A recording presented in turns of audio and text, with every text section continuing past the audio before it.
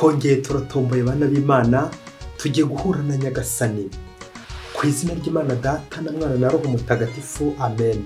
Amahoro bana b'Imana, nimuhumure nimukomere, dufite ibara y'urukundo idufasha kuguma mu rwuri rwa Kristo umushumba mwiza kuri wa gatatu w'icyumweru cya 12 mu cyumweru bisanzwe tariki 6 Nyakanga 2022. Isomo rya mbere mu gitabo cy'umuhanuzi Hoseya umutwe wa 10 murongo wa 1 kugeza ku wa 3, uwa 7 kugeza ku wa 8 n'uwa 12. Isiraheli yari umuzabibu mwiza ukera imbuto zishimishije. Uko imbuto zayo ziyongeraga ni nako yagwizaga intambiro. Uko igihugu cyayo cyarushagaho kurumbuka niko n'inkingi z'ibyigwamana zarushagaho kuba nziza. Umutima wabo ni ibinyoma bisa, none bagiye kubiryozwa. Uhoraho ubwe agiye gusenya intambiro zabo no guhirika inkingi zabo. Ubwo noneho bazavuga bati nta mwami tukigira kuko tutubashye Uhoraho. Ariko se ubundi bwo umwami yatumarira iki?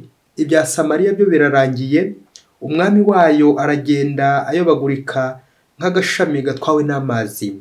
Amasengero ahirengereye yi aveni anamvano y'icyaha cya Isiraheli azasenywa. Amaho n'ibitovu bipfukirana intambiro zabo, maze bazabwira imisozi bati nimuturidukireho, n'utununga bati nimudutwikire. Nimubiba mukurikije ubutungane muzasarura imyaka myiza. Nimwitongerera imirima ikiri mishyashya, kuko ari cyo gihe cyo gushakashaka Uhoraho kugeza ubwo azaza akadusesekazaho ubutungane. Iryo ni ijambo ry'Imana. Zaburi ni 105. Nimushakashaka uruhanga rw'Uhoraho ubudahwema, nimumuririmbire mu mucurangire, nimuzirikane ibitangaza yakoze. Nimwishimire izina rye ritagatifu, muhimbarwe mwebwe bashakashaka Uhoraho. Nimugarukire Uhoraho nyir'ububasha, mushakashaka uruhanga rwe ubudahwema. Mwebwe nkomoko ya Aburahamu umugaragu we, bahungu ba Yakobo abatoni be. Nimwiyibutse ibikorwa bye bihebuje, ibitangaza yakoze n'amatangazo yivugiye. Ni Uhoraho Imana yacu, umugenga w'isi yose. Nidushakashake uruhanga rw'Uhoraho ubudahwema. Nyagasani Yesu nabane namwe. Amagambo mu Ivanjili ntagatifu ko yanditswe na Matayo umutwe wa 10 murongo wa 7 kugeza ku wa 15. Muri icyo gihe Yesu ahamagara abigishwa be 12 abaha ububasha bwo kuganza roho mbi no kuzirukana, nubwo gukiza icyitwa indwara n'icyitwa ubumuga cyose. Dore amazina y'izo ntumwa 12. Uwa mbere ni Simoni witwa Petero na Andereya murumuna we, Yakobo mwene Zebedeyi na Yohani murumuna we, Filipo na Baritolomayo, Tomasi na Matayo umusoresha, Yakobo mwene Rufeyi na Tadeyo, Simoni w'Ikana na Yuda Isikariota wundi wamugambaniye. Abo 12 Yesu abohereza mu butumwa kandi abihanangiriza agira ati ntimwerekeze mu karere k'abanyamahanga kandi ntimwinjire mu mijyi y'Abanyasamariya, ahubwo musange intama zazimeze umuryango wa Isiraheli. Aho munyura muvuge ko ingoma y'ijuru yegereje. Iyo ni Ivanjili ntagatifu. Aho munyura muvuge ko ingoma y'ijuru yegereje. Amen amen. Bakristo bavandimwe, nidukomere kuri Kristo wadutoye akadutuma.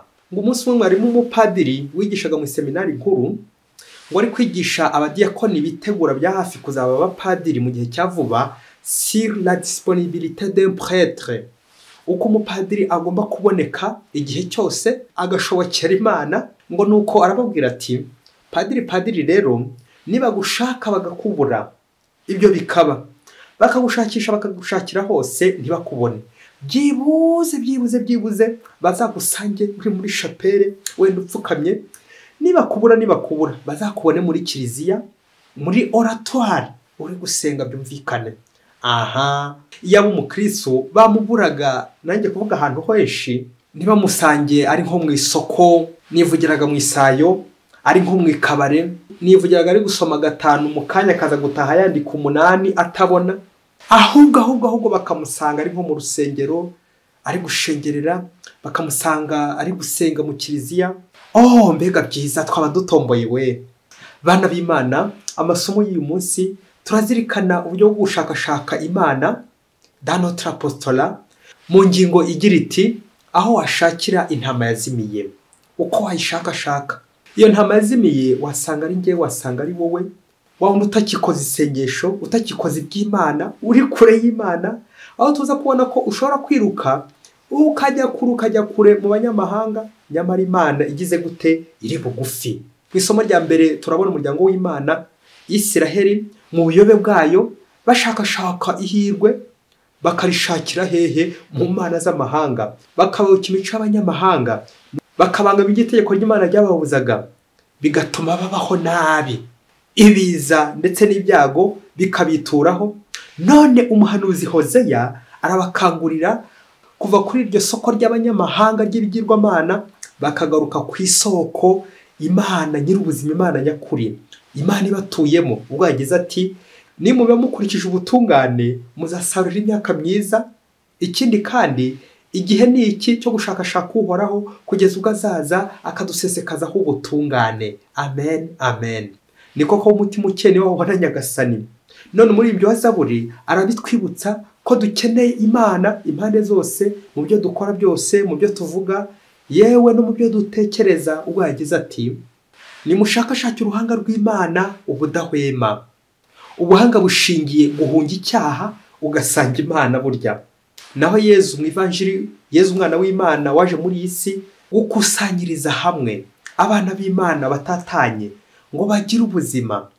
Uyu munsi araha intumwa ze ubutumwa bwo kurandura ikibi cyose no gukora icyiza aho bageze hose, bityo bakajya kogeza ingoma y'Imana mu bantu. Hari umurongo mwiza Yezu abahaye muri uko gushakashaka Imana ndetse n'abana b'Imana aho batataniye, bityo akareka abigishwa b'inzira z'aho batagomba kujya ndetse n'aho bagomba kujya. Ubwo yagize ati, nimwerekeze mu karere k'abanyamahanga kandi mwinjire mu mujyi w'Abanyasamariya, ahubwo musange intama zazimiye z'umuryango wa Isiraheli. Amen, amen.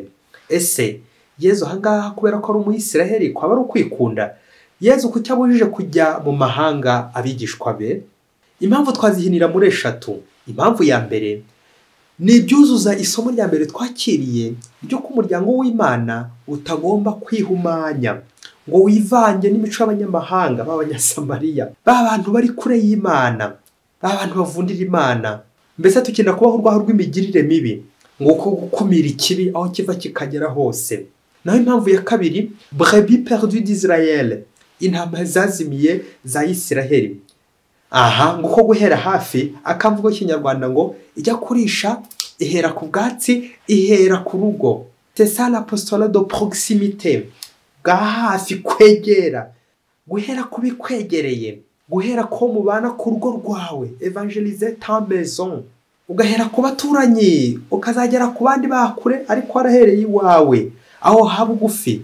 Aho ngaho rero tugomba gushakira Imana mbere na mbere, ndetse no kuhashakira abazimiye, tukabagarura mu nzira nziza. Ngaho bagarukira Imana tugomba kugarura nyine ngo kwegera abanyantege nke, intama zazimiye z'umuryango wa Isiraheli.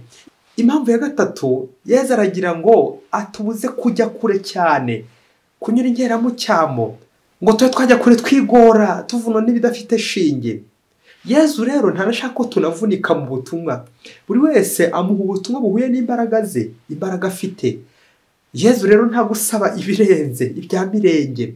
Wowe rero ku bushobozi bwawe kora aho imbaraga zawe zigarukira, ntushake ibya mirenge, ntushake ibihambaye, ntushake ubwenge bukaze ngo nutabona za dogutorizi nizi, nutajya kwiga ngo mu mahanga ngo ntabwo uzakora ubutumwa. Aha ukaba wakambye agahanga ngo nutajya mu mahanga kujya kwiga kuzana dogutora, ubwo nyine ngo ubutumwa ngo ntibuzakorwa. Aha Yezu ntabwo akeneye gusa amashuri, ahubwo akeneye n'umutima mwiza, disponible à Jésus, wa mupadiri ugomba kuboneka buri gihe agashakirwa nyine kwa Yezu. Ni nacyo Yezu ahaye intumwa ze comme bagage ati, aho munyura muvuge ko ingoma y'ijuru yegereje. Ibi bigashaka kutwibutsa ko tutari twenyine mu butumwa, ko Imana ihibereye, Yezu ahibereye, Imana iri bugufi. Rero twikongera kwigora cyane ngo turiruka mu bapfumu, mu mahanga, mu ngeso mbi n'imico y'ubuyobe yo mu mahanga nyine, kuko Imana itari kure yacu. Ibyo nkora byose nari nzi ko Imana induzi, Imana iri hafi yanjye, Imana iri hafi yawe. Ndakubwiza ukuri muvandimwe, umaze kubona Imana nibwo ushobora no kuyereka abandi. Nguko uko ushobora kujya mu butumwa, apostolat de proximité, kwegera abandi, proche, kujya gushakashaka intama zazimiye z'umuryango wa Isiraheli. rero igikurikiye no kujya gushaka intama zazimiye, dore ko tubonye ko Imana itaba kure, burya n'umunyabyaha wazimiye nawe ntaba kure, ahubwo ikigorana ni ryo jisho ushobora kumubona. Uwo wazimiye utaba kure ameze nka cya gisambo ufata utiriwe wiruka, ngo igisambo ngo kiba mu nzu. Uburyo ngo umunsi umwe hirya kure cyane muri Afurika, ngo umugabo n'umugore ngo bari babanye neza by'akarusho, noneho bari n'abakristo b'indani. Nuko ngo igihe cyaje kugera ngo umugabo w'urugo aza kujya ku isoko, ahura n'undi mugore yita mwiza rwose kurusha umugore we, maze ako kanya ngo ahita amwaka nimero ya telefone ngo bagirane umubano nyine wihariye, bazajya bagira utwo bapangana.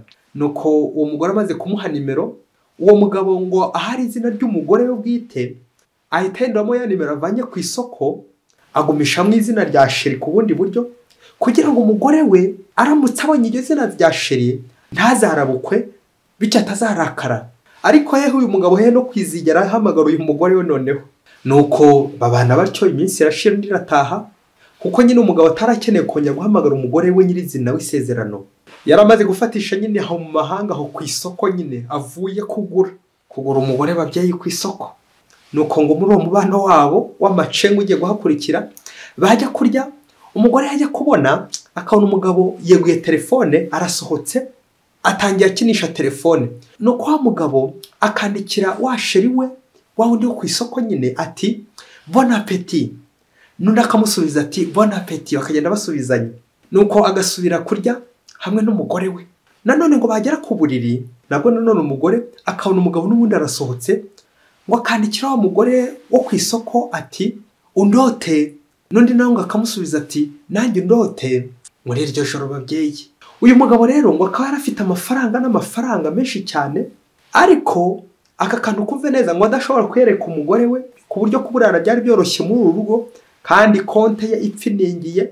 Ariko ikibabaje ngo akabwira umugore ko nta na rumwe afite. Undi munsi nanone wa mugabo aza kubaza wa mugore wo ku isoko, sheri we nyine yatoraguye ku isoko, ngo niyo afite ibyo kurya bihagije mu rugo. Nuko undi nawe ati inzara igiye kutwica njye n'abana n'umugabo mu rugo. Nuko wa mugabo akamwoherereza amafaranga menshi, uwo mugore nawe agahaha, sinakubwira agahaha agahunika ibizamumaza kabiri iminsi myinshi. Birumvikana ngo byashira nanone akongera agasaba kuri wa mugabo, ariko ubwo mugabo afite ikindi acunze nyine cyaho ku isoko. Ariko wa mugabo ngo igitangaje ngo yagera mu rugo iwe agasanga umugore yikokoye, yatetse, abana bameze neza, yabagaburiye, kandi we ntacyo yigeze ahaha. Nuko ngo ikindi gihe rero ngo aza guhimba amayeri ya rurangiza uko azigaruye umugore sheri we wa wundi wo ku isoko nyine, ngo basohokane, baryamane, bishimishe, binezeze. Maze amuhamagara, undi aritaba, amubwira ko agomba kwitegura ubundi bakazasohokana. Undi ngo aramusubiza ati ko nta kenda se ngira nasohokana, bizagenda gute? Nuko wa mugabo ngo agahita abikuza uruhu rw'amafaranga menshi kuri rya konti ye, maze aramwoherereza ati uguremo imyenda myinshi, uberwe, wambike abana bawe ndetse n'umugabo wawe, kugira ngo nujya gusohoka ntihazagire ubyibazaho, ntibazarabukwe naho tugiye. Nuko wa mugore ngo agura imyenda myinshi y'agatangaza, yigurira ubwe ndetse n'abo mu rugo rwe bose arabagurira, arabambika neza, baracyamererwa neza. Nguko guhahira ba rubanda, ariko aho biri gucika. Ngo nuko umunsi wo gusohoka ngo uragera, wa mugabo n'ubundi yohereza wa mugore itike, maze atangira amurangira aho azamusanga. Ubwo muri icyo gihe ngo bari kwandikirana gusa chat, kuko uyu mugabo yirindaga ko ijwi rye ryasohoka, bityo umugore we atazamukeka, ndetse yarangiza no kwandikira uwo sheri wo ku isoko, nawe akamusaba gusiba ibyo bakoranye byose, hato hatazagira undi bimenya. Nuko wa mugabo umunsi wo gusohokana na sheri we uragera kuri rendezvous. Nuko abwira umugore we ko hari akazi gakomeye bamuhamagariye ngo yatsindiye agiye gukora, kandi ko azatinda, azagumaho igihe kirekire. Nuko rero ngo azabe yihanganye we n'abana. Nuko wa mugabo aragenda, birumvikana umugore yemerera ya mpamvu, turaza kumva uko byagenze. Nuko wa mugabo ngo aragenda, ngo akabuye umugabo yari yarubakishije inzu nziza y'agatangaza, mu gihe we babaga mu nzu y'ikodi, umugore n'abana batabizi. Nuko wa mugabo aragenda ajya muri ya nzu ayigumamo, yiteguye ko ariho agiye gutungira wa mugore wa wundi ngo yavanye ku isoko, bityo abamwambuye umugabo we amwigarurire. Nuko ngo mu gihe aryamye muri ya nzu, atangira gushatinga kwandikira wa musheri wo ku isoko ngo yihute vana bwangu, inzu irateguye neza bazabamo, bagomba kubamo bakabanamo. Nuko wa musheri kera kabaye araza, ngaho fora uko byagenze sheri wahageze, uburyo yamwakiriye neza, nuko bakaryamana muri yanzu. Nuko wa musheri amaze guhagera, wa mugabo ngo aratungurwa cyane bikomeye cyane, ngaho ibaza ikintu cyamutunguye, niba yaratunguwe ko yari yambaye neza. Ngo agiye kubona abona ari wa mugore we, wa wundi w'isezerano, ari we n'ubundi uje. Noneho ubwo bari baratangiye no kuvugana kwijwi kubera ko nta wundi ukibabangamira. Nuko wa mugabo aharyamye muri yanzu ye akajya murangira aho inzu yabo iherereye. Urumva wa mugore nyine yari yambaye neza yikwije, nkuko yari yaraguze imyenda ihenze muri ya mafaranga yoherezwaga. Nuko umugabo amukubise amaso agwa isari muri yanzu nshya. Ubwo nyine umugore nawe akaba yari yaje yiteguye we n'abana kuza kuba muri iyo nzu nyine nk'uko umugabo nyine yabibabwiraga, nubwo ataraze ko iherereye, ariko umugabo akayihamurangira mu cyayenge mu mayeri. Nuko abana baco mu nzu nshyashya, umugabo yari yarahishe, sinjye wahera. Aha rero bavandimwe, hato mutaza kuyimbaza rero ngo kugira ngo iki kinyoma gitahuke byagenze bite rero. Uyu mugabo uri kwakandika za nimero za wa mugore wo ku isoko mwiza, ngo bari bahuriye ku isoko. Hari ikintu bita inverse mu gifaransa, ngo cyagiye ashaka gusiba iz'umugore ngo zisiribange, ngo yarabicuritse, ngo yasibye izina ry'umugore we asigarana nimero ye, aba ariyo yemeza ngo ni sheri we. Bya bindi by'uko nyine nyakibatarara bushyitsi, akayibwira ko nta communication yagirana n'uwo mugore w'isezerano, ngo yaramusibye, ngo yaramutaye, ngo nubwo bari kumwe ariko ntabwo azi ko yamutaye, kandi aribo bavuganaga. Mbega surprise iraha ababyeyi, ni nka multiprise neza neza. Mugabo w'umucanzi kabuhariwe, uramutse warabaye mu rugo ubeshya umugore wawe n'abana ngo uri umukristo w'indani, ariko ukaba warabahisha umutungo wose, ukaba warazanye inshoreke, abana n'umugore w'isezerano bakaba mu nzu y'ikode imyaka nk'iyi yose, kandi warubakishije inzu nshyashya, ngo nawe wizigamiye inzu yawe n'inshoreke yawe. Nuko wajya kubona embomate kera kabaye, ukabona n'ubundi muyibanyemo. Nuko yanzu ukajya ukabona n'ubundi muyibanyemo n'abawe, babandi wari warahishe. Ndakubwiza ukuri, ibaze nanjye nibaze aho warigitira. Ese wayibasigamo ukajya kuririra ku isoko bya rindi nyine rigukoresheje inverse? Wakora iki hejuru y'izi soni nk'iz'imisaraba 20? Bakristo, aha subira inyuma urebe ziriya chat zose, ziriya nyandiko zose bandikiranye uyu mugabo yagiranye n'uriya mugore we, yibwira ko ngo ari sheri wawe ndi ku isoko ngo yiguriye. None se mu by'ukuri si sheri we koko? Aha mugabo, rondora amakosa yose y'uyu mugabo, maze nawe uzirikane uburyo bwose urugo urushyira hanze, urugambanira, urujyana kure, urusebya, uruhungeta, urujugunya akaya ntama nyine yazimiye. Uburyo wajugunya urugo mubyeyi, ngiyo ni intama yazimiye. Umugabo umugore uturugo agatabana, izo ni intama zazimiye z'umuryango wa Isiraheli mugomba gusanga mukazishakisha. Ese uyu mugore afite ahe makosa? Ese umubare mu banyamakosa kumva akoraga ibyo umugabo we byose yamubwiraga, akagenda amusubiza bitewe n'ibyo amubajije. Abandi bati ahubwo uyu mugore n'umunyabwenge kabuhariwe, uzi gutunga urugo ku muguruko nk'uyu, ukagaburira abana n'umugabo ukabambika bakamererwa neza ku mayeri nk'aya. Kandi gisekeje n'ubundi bivuye kuri wa mugabo uvuga ngo ntacyo afite, kandi konti ifiningiye, n'ubundi akagira gutya akabiguha watabizi, nguko nawe uhisha uwahishaho. Bakristo bavandimwe, uyu mugabo twumvise ushaka gushisha umugore ari gushira, agashaka kwishimisha kandi ndazi gushaka kumushimuta, ariko fendofe akazatahurwa. Uko niko umukristo nawe babandi b'indani tujya tubona ashobora kwihisha Imana, akohoka ku ngeso mbi, akazivanga ndetse n'amasengesho byose bikagendera hamwe, akohoka ku byaha byinshi, yibwira ko ari guhisha Imana ndetse n'abo babana, ariko nyamara ibyo ukora byose Imana irakuruza, Imana iranduzi. Nuko akaboneka umukristo nkanjye nkawe, akamera nkanyoni ntavuze mu izina, ijya mu mwobo ngo iri kwihisha, igahisha umutwe gusa, ariko ikindi gice cyose gisigaye hanze. Mbega kwihisha biraha. Ngiye intama yazimiye, ibice by'umubiri wacu byazimiye, ibice by'urugo rwacu tujya twibagirwa. Aha intama yazimiye ni wa muntu mubana uguhisha, akakubeshya nyamara abakristo bavanywe kandi njya kuvuga caho uturonka dutatu. Iyo ubeshya ukongera ukabeshya iyo abamenyaga ko bizarangira wibeshye wakabiretse. Ese ni kangahe kubw'iterambere ryaje uhera mu gitondo ukagera ku mugoroba uri guhamagara abantu bo mu mahanga hirya kure cyane, nyamara wo mubana udashobora no kumuvugisha, nta nyinshi ushobora kumwereka. Uwe na communication yisi vraiment.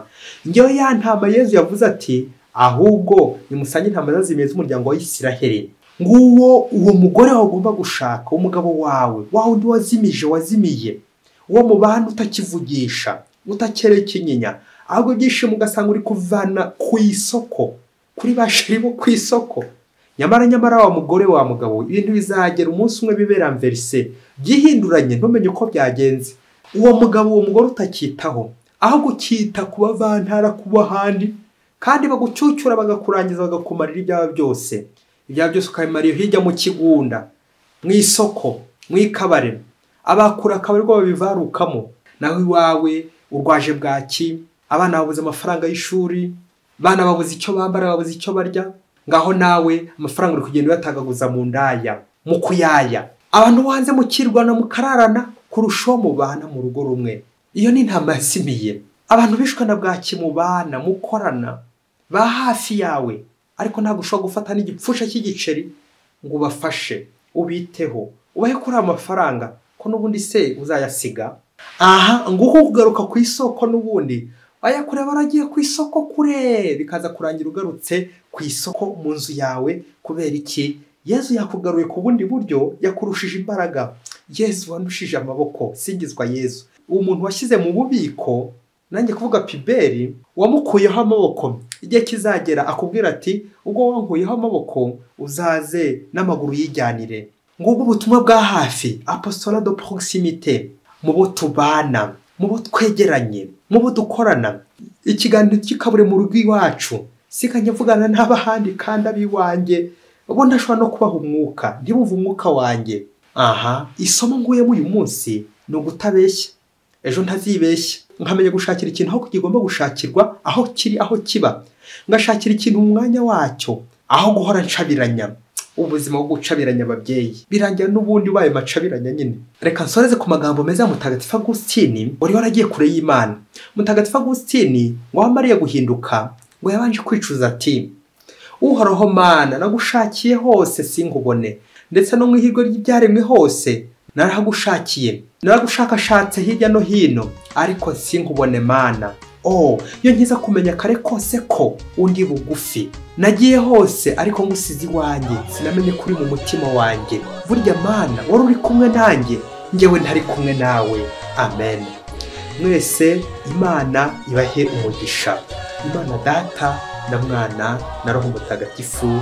Amen. Padiri Musumuko na Disilasi wa Diyosezi ya Cyangugu.